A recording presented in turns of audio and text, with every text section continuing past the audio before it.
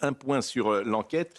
La garde à vue, les gardes à vue ont commencé depuis plus de 36 heures, sans doute maintenant. Donc on est dans la dernière partie. Une garde à vue, c'est 48 heures et elles ne sont pas renouvelées en l'espèce ou renouvelables en l'espèce. Donc on arrive à la fin de la procédure. Voilà, elles n'ont pas commencé en même temps, ces gardes à vue. Donc au fur et à mesure, et déjà à partir de cet après-midi, en fin de journée, certains suspects vont être présentés à un juge en vue de leur éventuelle mise en examen.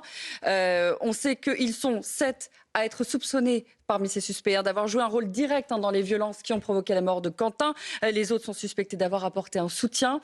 On sait également que parmi ces suspects, majoritairement, ce sont des jeunes issus de la jeune garde, que certains étaient fichés S et qu'il y a ces noms qui sont ressortis, Jacques-Élie Favreau, Robin C., 2 assistants parlementaires du député LFI, Raphaël Arnaud.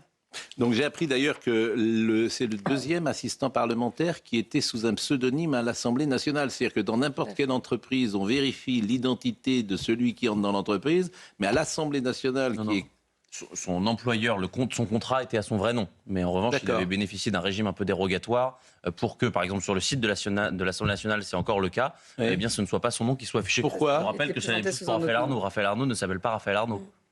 Et pourquoi ça ? Tout ça est légal Vous savez, quand on est généralement un militant violent, quand on est un militant radical d'ultra-gauche ou même d'ultra-droite, ça peut arriver qu'on choisisse un pseudo. Bon. Mais que ce soit encore à l'Assemblée nationale est une question quand même. Monsieur Favreau, ça garde à vue parce que c'est lui qui est le plus... j'allais dire le plus impliqué, en tout cas celui dont on a le plus parlé, parce que c'est l'assistant parlementaire de Raphaël Arnaud. Sa garde à vue a commencé il y a combien de temps ? Je ne peux pas vous dire précisément à quel moment il a été interpellé. Ce que je peux vous dire, c'est qu'il a reconnu une partie des faits, il reconnaît avoir commis des violences, il reconnaît avoir été présent sur les lieux, mais il nie être celui qui a porté des coups mortels à Quentin. Alors c'est là que l'expertise de Pascal-Pierre Garbarini est très intéressante, ce que je ne savais pas. Est-ce que vous pouvez me dire, lorsqu'il y a certaines personnes qui frappent quelqu'un et qui va provoquer une mort, est-ce que c'est le dernier qui a frappé qui est condamné, si j'ose dire, ou est-ce que c'est l'ensemble de ceux qui ont frappé ? C'est l'ensemble des personnes qui sont présentes et qui ont porté des coups. C'est ce qu'on appelle la coaction.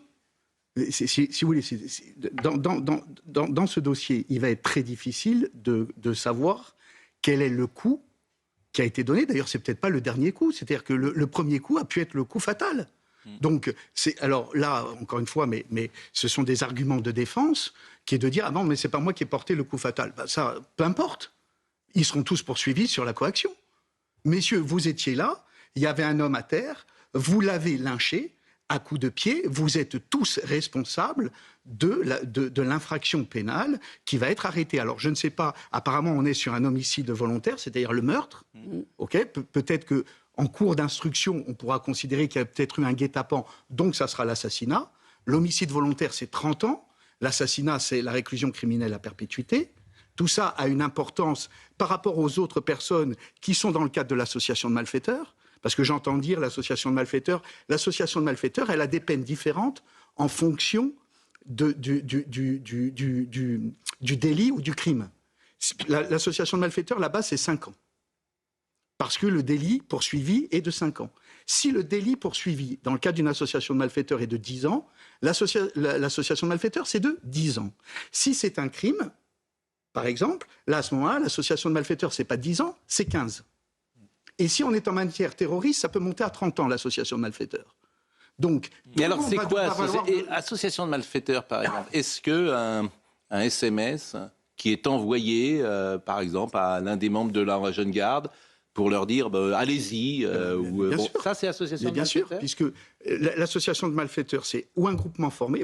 Lundi, j'étais à Marseille pour plaider un dossier dans le cadre d'une affaire entre guillemets de crime organisé. Vous vous doutez bien que l'association de malfaiteurs était l'infraction principale qui était poursuivie. Donc, qu'est-ce que c'est ? C'est donc un groupement formé ou une entente de personnes en vue de commettre quelque chose, un délit ou un crime, et avec la particularité qu'il faut qu'il y ait des actes préparatoires. Les actes préparatoires, si on vous envoyait un SMS, moi je suis là, j'envoie un SMS en disant « bon, allez-y les gars », etc., je suis minimum mis en garde à vue, minimum mis en examen, et dans le cadre de l'infraction, on va voir si ce allez-y, il peut être considéré comme l'acte préparatoire qui a conduit les personnes à commettre l'infraction. Et dans ces conditions... Oui, mais ça ne veut pas dire allez-y, taper ou frapper quelqu'un, ça veut dire assurer la sécurité, en l'occurrence de Rima Hassan, ça peut vouloir dire ça. C'est pas le rôle d'un collaborateur parlementaire. Ou pas. Mais l'association de malfaiteurs, ça peut... alors, bien sûr, hein, est-ce que ça... Présumé innocent, attends. Bien sûr. Est-ce que ça peut toucher Jean-Luc Mélenchon? Oui. Alors, il peut, moi, à mon sens, il sera vraisemblablement entendu dans la manière où il a en plus, a posteriori, mais il a toujours soutenu la jeune garde, et on s'aperçoit que ces gens ont agi sous l'égide de la jeune garde dans cette affaire. Donc il peut avoir à rendre des comptes, et on peut considérer que c'était une sorte de donneur d'acte, au moins de manière intellectuelle, et on peut avoir une association de malfaiteurs qui puisse lui être... En tout cas, il sera entendu. Vraisemblablement. Et dans ces cas-là, il est entendu comme auditeur libre, ou on vient le chercher à 6h du matin? On peut venir... Vu les faits, personne ne sera choqué qu'on vienne le chercher à 6h du matin. Et ça peut être une perquisition également chez lui? On peut en effet envisager également une perquisition. Il n'y a aucune immunité en plus pour Jean-Luc Mélenchon. D'abord, il n'y a pas d'immunité. Mais il y a un contexte politique, c'est-à-dire que c'est plus délicat d'interroger Jean-Luc Mélenchon parce que certains pourraient y voir une action politique, tout simplement. Et quand on poursuit un dirigeant pour association de malfaiteurs, là c'est gratuit. Pourquoi il bénéficierait d'une exonération? C'est lui qui a créé le chaos. Tout ce qu'on vit aujourd'hui, c'est votre analyse, mais oui, bon. Mais je la signe et je persiste. J'entends bien. Je dis, comme vous le dites, je prends mes responsabilités. Qui a créé le chaos? Pourquoi aujourd'hui la jeune garde a entre guillemets pignon sur rue pour aller protéger Rima Hassan et pour aller cogner des jeunes? Qui a créé tout cela? Il y a d'autres partis qui ont une garde à leur côté, qui va manu militari boxer les uns et les autres. En plus, à 6 ou 7 contre 2. Au moins qu'ils y aillent seul à seul. Puisqu'en plus, il paraît qu'ils font des universités de combat. Mais on rêve. Bon, en tout cas, donc Jean-Luc Mélenchon peut être... Raphaël Arnaud, surtout. Et Raphaël Arnaud, évidemment. Alors, Raphaël Arnaud, ce qui m'intéresse aussi, et c'est pour ça que votre expertise judiciaire est intéressante, lorsque, là on est dans ce qu'on appelle le flagrant délit du crime, ou le crime flagrant. Le crime flagrant, oui. Le crime flagrant, c'est-à-dire que tout le monde peut être entendu, même s'il y a une immunité parlementaire dans ce cadre-là. C'est ce que disait en tout cas Gilbert Collard hier. Oui, tout le monde peut être entendu, et lui, vraisemblablement, là encore, il va devoir être minimum. Mais est-ce qu'on peut le perquisitionner, par exemple, M. Arnaud, en tant que député? Est-ce qu'à 6h du matin, des gens peuvent entrer demain chez lui, ou est-ce qu'il est protégé par son immunité? Ça, je ne veux pas m'avancer, mais je vois... Je ne veux pas m'avancer, je ne veux pas dire de bêtises, parce que je n'ai pas vérifié ce point. Mais probablement. Bon, voilà des questions qui nous intéressent. Je vois que nous avons également un magistrat qui est... Je peux peut-être apporter un complément. Je pense que le fait... Georges Fenech. Si on établissait qu'il y avait eu un SMS « Allez-y, je vous donne le feu vert, l'autorisation, l'ordre », d'y aller, c'est plus que l'association de malfaiteurs. Bon. Là, on tombe dans la complicité par ordre, assistance, etc. Absolument. Et on tombe dans la complicité de meurtre. Bon, en sachant, excusez-moi, que la famille a déposé une plainte pour meurtre en bande organisée. Ça serait la requalification que demande la famille de Quentin, parce qu'il parle effectivement de guet-apens, de personnes en scooter qui auraient repéré les jeunes isolés. Alors écoutons, même si on écoutera tout à l'heure parce qu'ils étaient en studio, mais là on va l'écouter simplement sans voir son visage. C'est Maître Rajon, que vous devez connaître peut-être, qui défend les parents de Quentin et qui rebondit sur ce que vous dites. Je reste prudent à ce stade, mais néanmoins, j'en tire la conclusion qu'il s'agit d'un meurtre en bande organisée, raison d'ailleurs pour laquelle nous avons déposé plainte avec la famille dès lundi auprès des services de la Sûreté départementale du Rhône pour meurtre en bande organisée. D'ailleurs, vous aurez noté que le procureur de la République, sur cette qualification de meurtre que je demandais, a rejoint, je dirais, la position de la famille, puisqu'à l'origine, la qualification qui était retenue, c'était une qualification de violence aggravée de 3 circonstances, et le procureur a basculé sur meurtre. Qu'est-ce que ça veut dire? Ça veut dire que ces individus-là ne sont pas jugés, ils ne sont pas coupables, ils sont présumés innocents. Néanmoins, il s'agit bel et bien d'une affaire de meurtre qui suppose une intention Donc pour vous, c'est une sorte d'expédition punitive, ce que vous nous décrivez ce matin. Oui, en tout cas, effectivement, il ne s'agit pas d'une rixe qui aurait mal tourné et d'une riposte à une agression de la part de mon client ou de ses amis. Je précise d'ailleurs que Quentin faisait 1m72, 63 kilos. C'était pas quelqu'un qui était habitué de la violence. Si il est avéré que M. Favreau a donné des coups à Quentin, est-ce que ce soir, il sera en prison, selon vous ? Si vous voulez, les critères du placement en détention, donc en droit français, le placement en détention est ce qu'on appelle la mesure exceptionnelle. La priorité, c'est la personne doit être placée sous contrôle judiciaire. Mais là, on est sur une affaire de meurtre, donc c'est un crime. Il y a un trouble à l'ordre public manifeste. Donc ça fait déjà 2 critères, puisqu'en fait vous avez l'article 144 du Code de procédure pénale, il prévoit 7 critères pour placer quelqu'un en détention. Donc vous avez notamment le trouble à l'ordre public, là il est manifeste. Vous avez la concertation frauduleuse, tout le monde n'a pas été arrêté. Vous avez des diligences qui sont en cours, on est au début de l'enquête. Donc il suffit de 2 critères, vous voyez j'en ai déjà cité 4. Donc à votre avis, il sera, lui et ses amis, si j'ose dire, seront ce soir mis en détention. Ça pourrait être choquant. Pour, bien évidemment, la famille, une pensée pour la famille, bien évidemment. Ça pourrait être choquant que ce ne soit pas le cas. Alors écoutons l'avocat c'est le père de l'avocat de M. Favreau qui a pris la parole et qui a reconnu évidemment les faits, mais qui précisait que ce n'est pas lui qui aurait porté le dernier coup. Écoutez. Il a reconnu les faits qui lui étaient reprochés, en tout cas la commission de violence et sa présence sur les lieux. Il a indiqué qu'il n'était pas l'auteur des coups qui ont provoqué le décès de M. Duranc. Il a exposé également qu'en aucun cas il ne s'agissait d'un guet-apens, mais en vérité d'un affrontement, chose qui a pu être vérifiée, je pense, par des documents qui ont été publiés dans la presse dans les jours et dans les heures qui précèdent cette soirée. Et devant la gravité des faits et les conséquences funestes qu'on leur connaît, il s'est dit absolument, non pas triste, mais son terme a été dévasté. Jacques-Élie Favreau et c'est Maître Bertrand Saint qui parlait à l'instant. Je voudrais qu'on voit le sujet de Vincent Farandez sur le déroulement de l'enquête et notamment sur le 2e attaché parlementaire, parce que vous avez, M. Arnaud, quand même, qui a 2 attachés parlementaires. Bon, on découvre ça aussi. Pourquoi a-t-il 2 attachés parlementaires ? Il y en a peut-être 3, oui, ou 4 même. Oui, je crois qu'il y en avait 5. Qui était à Lyon alors qu'il est dans le département du Vaucluse? Que faisait-il là aussi? C'est intéressant, l'association de malfaiteurs. Il doit être à Paris ou à Avignon. Ben voilà, il doit être à Paris ou à Avignon. En fait, si on s'aperçoit que ces gens n'ont travaillé que pour la jeune garde, ben ça s'appelle un emploi fictif. Donc c'est aussi une des raisons pour lesquelles la justice aura... Détournement de fonds publics. Exact, et détournement de fonds publics, vous avez parfaitement raison. Donc voyez le sujet de Vincent Farandez.